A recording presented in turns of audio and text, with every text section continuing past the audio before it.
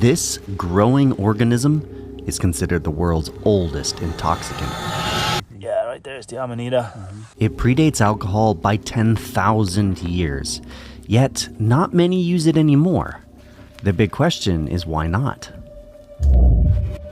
Today, Jonas and I are on hunt for Amanita muscaria, which is arguably the most famous mushroom in the world.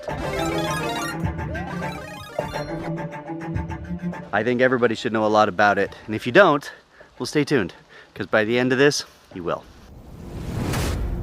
The fly agaric. If you're unfamiliar, well, the Smurfs live in one. And it is the famous Mario Brothers mushroom that helps Mario grow and get more powerful. And this is more than just a fairy tale.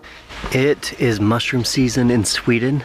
And this is like a short wall into the troll forest. It's like dark and dense. Now, I saw my first one 20 years ago in Alaska. And the owner of the hostel I was staying in told me a story about it. It went something like this. It's the powerful psychotropic mushroom of the reindeer herders from Siberia in northern Europe. You see, the reindeer can't get enough, and by feeding it to them, they dance and jump about as if they're flying. The cultures would pick the mushrooms in the fall, dry them in the spruce trees, and then the shaman of the tribe would distribute them as presents over the winter solstice in December. From there, they'd all partake in the mushroom and laugh and be joyful, rest and be merry. And if the snow was heavy, well, you couldn't go through the door, so they'd come in through the roof. I had never heard any of this, but I could see how people could make the connection between this mushroom and the legends of Santa Claus and the flying reindeer. But it didn't stop there. He said the mushroom had multiple compounds in them, and the body would convert the bad chemicals to the good. And here is the weird part you don't hear in holiday stories. Apparently, you can collect the pee of both reindeer and people who had eaten the mushroom to, how do we say this, recycle the chemicals. Ew! That led me to research it a lot. I actually studied it in grad school when I was in Hawaii as well, doing an ethnobotany program. And it's because it has these unique chemicals within its tissues. And I'll get to all that in a sec.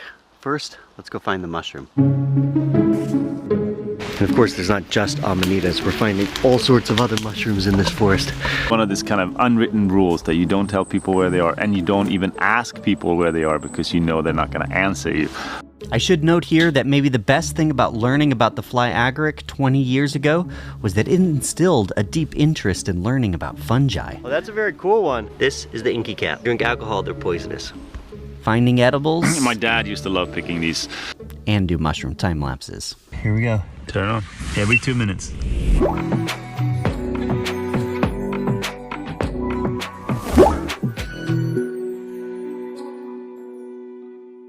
Now I want to note that this mushroom is mycorrhizal, which means that it forms a relationship with the roots of the trees around us. Now, not every tree forms mycorrhizal associations with fungi. Spruce does. And they're also very specific sometimes which mushrooms are which. So you got to look around and see which trees you're in. This beautiful spruce forest is a great place to find these. You can also find them in birch and in pine.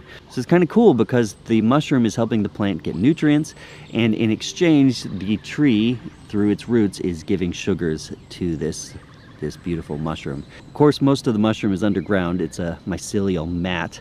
And then these little things are just the fruiting body. These are like the fruits. You don't see them all the time, but the mushroom mass is all underground all the time.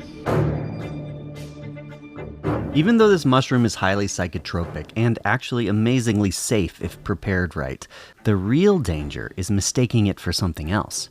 Fortunately, this is not a hard mushroom to identify. Okay, let's talk identification. This is an Amanita. Other Amanitas include some very deadly and toxic varieties like the Destroying Angel and the Death Cap. In other words, you need to know at the very basics how to identify an Amanita.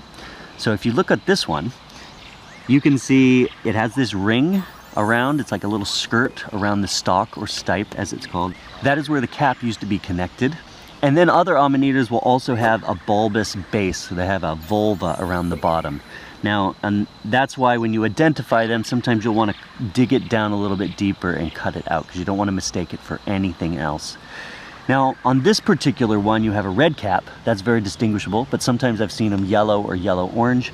And then you have these little white flecks on the top, and those are remnants of when it used to be a little tiny growing mushroom, like a little egg-like thing. And then as it grew, that container just separated and you remained with that. In fact, we saw some over there, and you can very easily see how it started and why these flecks look like they do now. Now, the chemistry. If you know a bit about mushrooms, you may know that some amanitas are very dangerous. The biggest danger comes from amatoxins. These mushrooms, along with a few others, contain the compounds that are responsible for 95% of mushroom deaths. Amatoxins, you see, cause acute liver and renal failure. In other words, we stay away from any mushroom that has these in it. However, Amanita muscaria does not contain amatoxins. Instead, it contains isoxazole toxins that can cause alterations to mental status, but no liver or renal injury. Thank goodness. Now here's what's interesting. The two main compounds are ibotenic acid and muscimol. Look how similar they are. Some people consider ibotenic acid to be the bad compound because it's the one responsible for nausea, vomiting, and a really uncomfortable experience. Muscimol is often considered the good one, and that might be oversimplifying it. But given that ibotenic acid can cause some sickness, we'll go with it for now. Through a process called decarboxylation, you can convert ibotenic acid to muscimol. You can first dry it between 165 and 195 degrees Fahrenheit to convert about 30%. Adding an acid like lemon juice converts more, and fermenting it in milk and yogurt that has bacteria could convert over 90%. So, interestingly, the name fly agaric comes from the fact that people reportedly added it to milk for what everybody thought was to kill flies. My suspicion is that they were actually trying to convert ibotenic acid to muscimol so they could ingest these mushrooms, and the aggregation of flies was just a byproduct. Oh wow, see that one has a little bit of the yellowy orange on the cap. You got a young one, one that just came up over there. At this point in the video, you might be wondering, what does this mushroom do? To understand that, I talked to Amanita Dreamer, an expert on this topic. In doing so, I realized this needs an entire video, which I'm exploring in the next episode. But the short is that in small amounts, it acts a bit as a sedative and can be very relaxing and calming. Yet, please note, I am not encouraging any experimentation. But this tidbit was fascinating. I think it's the limitless drug. And if you take it in the right doses, you will see for yourself that it is. I've been on it. I know what it does. Because my mission with this channel is to help rekindle an appreciation for things our ancestors once knew, this statement by Amanita Dreamer really seems to point to why we don't use it much these days. Through attrition and generation after generation, the knowledge got lost. And now there's this resurgence of mushroom knowledge and trying to learn again not to fear mushroom medicine. You just prepare it properly and it could be the best medicine that the world needs. Amanitas are here. So as I lay in this Scandinavian forest looking face to face with the fly agaric, I think I finally figured out why it isn't used much anymore. It's not because it's actually deadly, and it isn't because it has no useful compounds. It actually does. Instead, it seems that our fear of other mushrooms and a general lack of societal knowledge about what you can and can't eat has led us to be overly cautious. Look how cool this is. Fortunately, we are in the resurgence. And if you care about this, you can also be very happy that we are rediscovering and hopefully taking advantage of, in a healthy way, the medicine that comes from this, the Mario Brothers mushroom, known to us now as Amanita muscaria.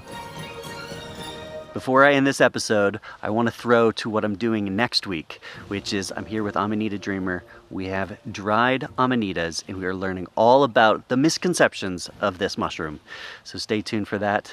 I hope that you're learning through this series things that you can better appreciate in the great outdoors. We wrote a book recently called Mother Nature is Not Trying to Kill You, which has this exact same theme. The fly agaric is in the book. You can actually pick it up if you go support us on Patreon for cheaper than you can get it on Amazon. That's one of the perks that we have over there. I'm also doing postcards. The Amanita mushroom is one of the ones that I'm doing for the next series, so that might be something to get before Christmas. Also, that book is a fantastic thing for kids. That's kind of why we wrote it. Until next time, stay safe. Enjoy the woods.